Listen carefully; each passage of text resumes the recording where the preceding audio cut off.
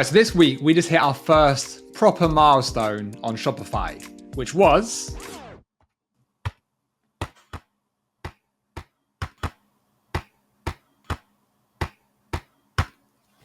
$100,000 in sales. Now we launched back in, totally worth it. We launched back in November. So like November the 8th, we launched on Shopify. It took us about 2 months and 2 weeks, so 2.5 months to hit our first $100,000 in sales. Pretty happy with that. Big pat ourselves on the back. There is loads more to come. Obviously, we've been Amazon stands. We've been absolute Amazon FBA fanboys for 4 or 5 years now, right? We've only been really on Amazon. So going on Shopify was a big move for us and something that we think is going to add a huge amount of revenue to our brand. And the early signs are looking really good. But being this far in, hitting that first 100K, there are some key takeaways that I've had so far. So I want to run through what they are. And by all means, take notes. This can work for your business as well. If you're a brand selling on Amazon and you want to move over to Shopify, I'm going to make some very good points and probably get you excited about doing the move. By no means though, I'm not saying we're not going to sell on Amazon anymore. Amazon is still a huge revenue stream for us. We're having a great January so far, and we expect it to be a really strong year. So have two angles here, Amazon and Shopify, driving a bunch of revenue and making the business grow overall, right? So let's dive in. So the first point I want to say is the control feels great.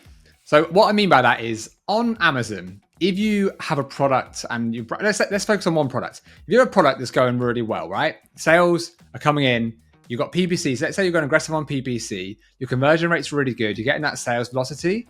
Amazon's going to reward you for that, which is awesome, right? That is what we want. But what can happen is, so let's say you rank for the top keyword, right? Let's say you rank for a keyword that has 30,000 searches a month and you didn't really expect to. You can't control that, right? And once you hit that organic rank, the floodgates open. You are going to sell a ton of stock. Now, that might sound like a good thing, but let's say you forecasted for having 3 months of inventory and suddenly you've only got 1 week. You are then going to be out of stock for absolutely ages. Now, I'm not saying that's the end of the world. Like, of course, you can just do a mini relaunch. Amazon's algorithm is smart enough to know when you come back in stock, okay, people love this, we'll re-rank them fairly quickly. But with Shopify, what's been great is you have a lot more control. So you can really control your supply chain a lot easier, because if an ad is working and bringing you sales, you can turn up the budget, you can turn up the dial effectively. And honestly, you drive more sales, right? If it's got a good conversion, you know it's going to drive more sales, the more budget that you add to it. And on the flip side of that, if you want to slow down sales for any reason, you can turn the budget down. So it's like a tap you can turn on and off. So you have much more control on it, as opposed to with Amazon. If you gain those organic ranks, you're just going to be bombs away, right? Unless you set yourself offline. Now, of course, you can turn off your PPC on Amazon if you want to slow it down a little bit. But honestly, like, we've done that with some of our products before and we've still sold as many units. Still absolutely fly out because people are you have great product market fit. People are so keen to take it, and it can still really mess up your supply chain. So point number one, the control that you get on Shopify, it feels pretty good. So the second point I want to make is we now own the customer. I don't mean we own them, physically, but we own it. We have their email address, we have their phone number, we have their home address. We have all these touch points now. So the customer is finally ours. Our brand on Amazon, over the last few years, we've done over 130,000 individual orders. And from that, we have built up an email list. And the way you can do that on Amazon is being a little bit sneaky with inserts, and you can try and get people to sign up for a guarantee a warranty. There's other methods you can try and get those emails and then market to them externally. And it is against Amazon's terms of service, but honestly, every single brand does it. However, the take rate on that is pretty low. In all honesty, we had a bit of an email list, not that big, right? So it's hard for us to then really market to them properly. Compare this now to Shopify. In the last 2.5 months, we've got over 1,700 email addresses now. From 1,700 orders, 1,700 email addresses that we have, the phone numbers. So we can now market to these customers. We can send them text messages. We can send them email flows. We can send them offers. We can send them news about new products coming out, give them special discounts. That is a whole new revenue stream that we're going to generate on top of the Shopify sales. But the email marketing and SMS marketing sales is going to be another massive boost to the business. And we're already seeing some of the effects of that. Now, if you solely sell on Amazon, Amazon hoards that data, right? They keep very, very tight hold of that, because they don't want you to be able to take your customer and take them away from Amazon. So I kind of get why they do it. Supposedly you can market to your customers if people follow you on Amazon posts, which to be honest hasn't really taken off like I'm sure Amazon wanted it to. It's kind of like some of you guys watching this might not even know what that is. You can follow a brand on Amazon, a bit like an Instagram feed, and you can remarket to those people. But yeah, you haven't really got much control. So having access to those customers' details off of Amazon is a massive tick in my book.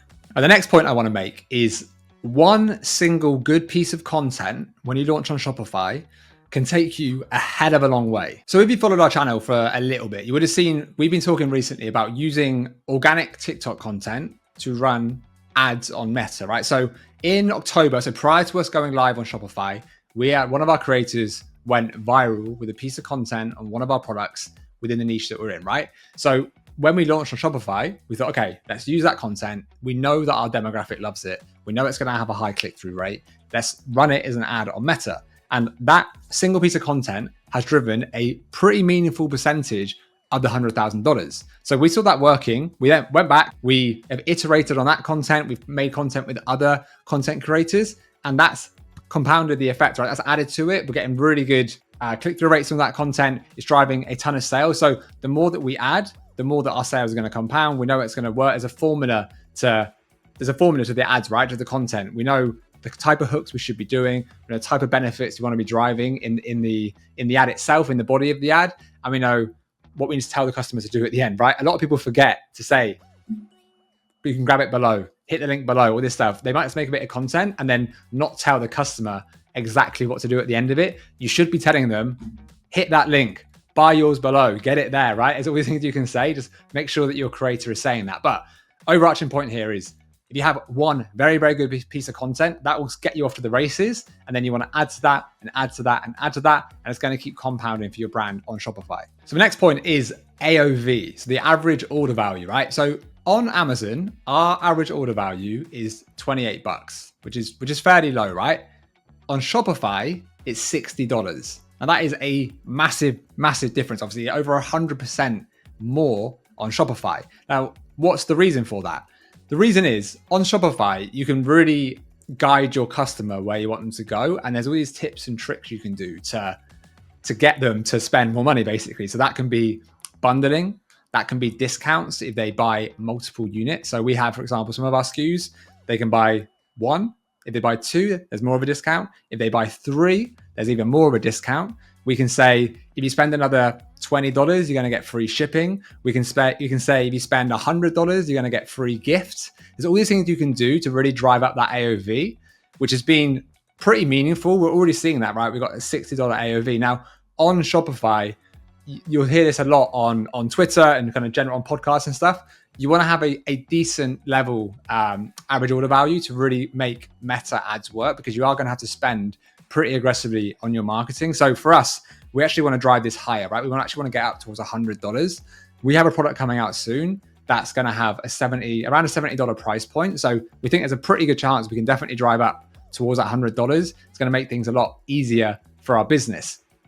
And to add to that, our business we've pivoted in the last year or so, a bit less than a year, honestly, to subscription-based products. So we have some single purchase stuff still, but all of our latest SKU, every SKU we launched in 2024 was subscription-based. And what we're seeing on the website is if we can offer that discount, for example, you can buy three units at once, you're getting a discount. And then if you subscribe as well, you get an even bigger discount. So people are subscribing, they're ordering 3 units at once, and they're subscribing to receive that every single month.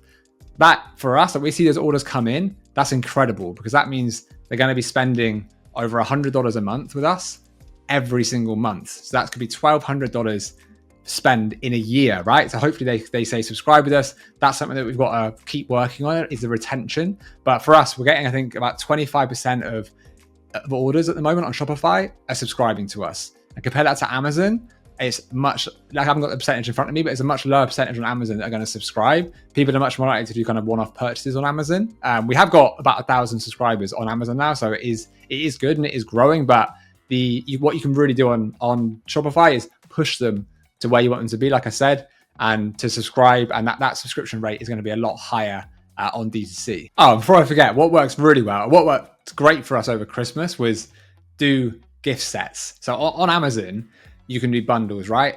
Honestly, bundles are okay. I think they've kind of lost their novelty a bit, and you can do the virtual bundles. You can actually do the real bundles as well as a SKU. We've never seen massive success with, especially with virtual bundles, to be honest. I don't really think they gain much traction, but on your own website, we could do like a Christmas gift set. We threw in like 5 of our SKUs, and shipping becomes a lot better value when you're shipping 5 products at once. So you can offer a higher discount. So it looks like great value to the customer, but you're driving up that AOV and you're driving up the margin with these gift sets. So any occasion of the year, you obviously can't do this on Amazon, right? You can't do a Christmas gift set on Amazon. On your website, you can do a Christmas gift set. You can do a President's Day gift set. You can do a Halloween gift set. You can do a Father's Day gift set. Any occasion you want, you can capitalize on it. And you can make these made up kind of gift sets. And they've done a great job for us as well so far. Okay, so the next point is about the halo effect of advertising off of Amazon and what happens on Amazon. What is the halo effect of that whole process?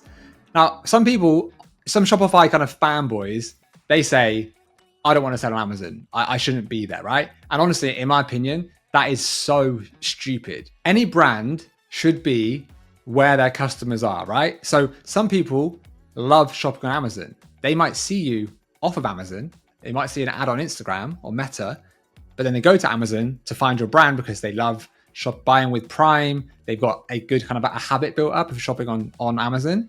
Now, if you aren't on Amazon and people see your brand, right? Then they go on Amazon and they search for your product. 9 times out of 10, somebody will be on there eating your lunch, scooping up that customer for themselves because they've seen the opportunity. They might have even seen the branded search for your products, but you're not on there. So they've got a very similar product. They might even make it look exactly the same. This happened a lot, I think, with Athletic Greens, AG1.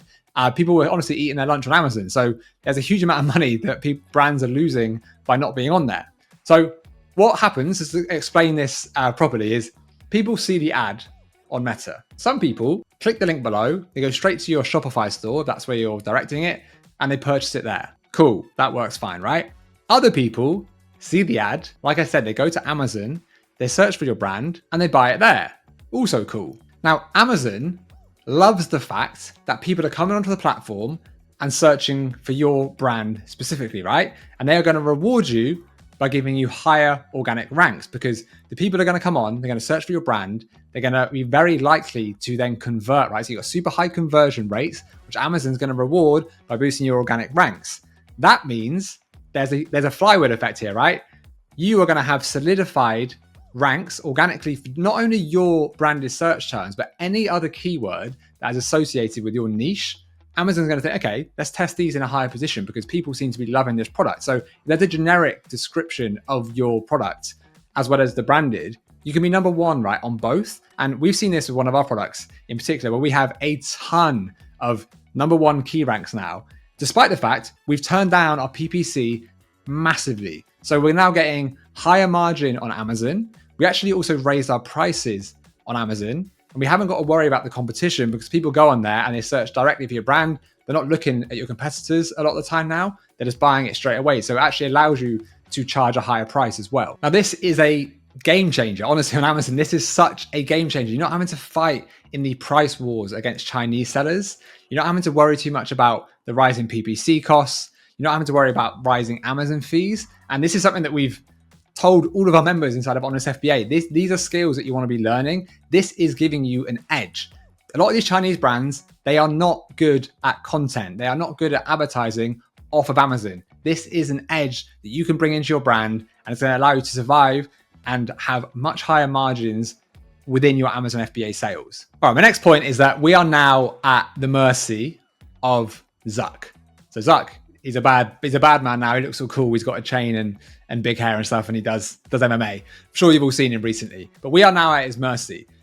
What I mean by that is previously, a lot of the kind of D2C boys, especially on Twitter, they're kind of saying, if you're just selling on Amazon, look, you are at the whim of Amazon. You're at the whim of Jeff. They can just ban you like that.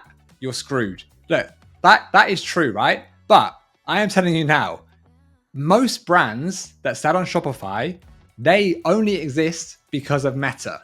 They advertise on Meta, that drives all of their sales. Now, in 2024, the algorithm and Meta's ad platform went to for, I think it was a month or two, right? People's spending went out of control. They weren't getting the conversions. Meta's algorithm was not finding the correct audiences for their brands. So the costs went out of control, right? That really affected sales, had this huge knock-on effect. Now, that's a massive problem, right? And that is because they're solely dependent on Meta. Yes, you will have some organic traffic coming into your website. You can do some SEO. There are other things you can do to drive traffic. Of course, after a while, you've got a bit of your email list built up, like I mentioned earlier. You can market to them. But fundamentally, the reason all these brands exist is because of Meta.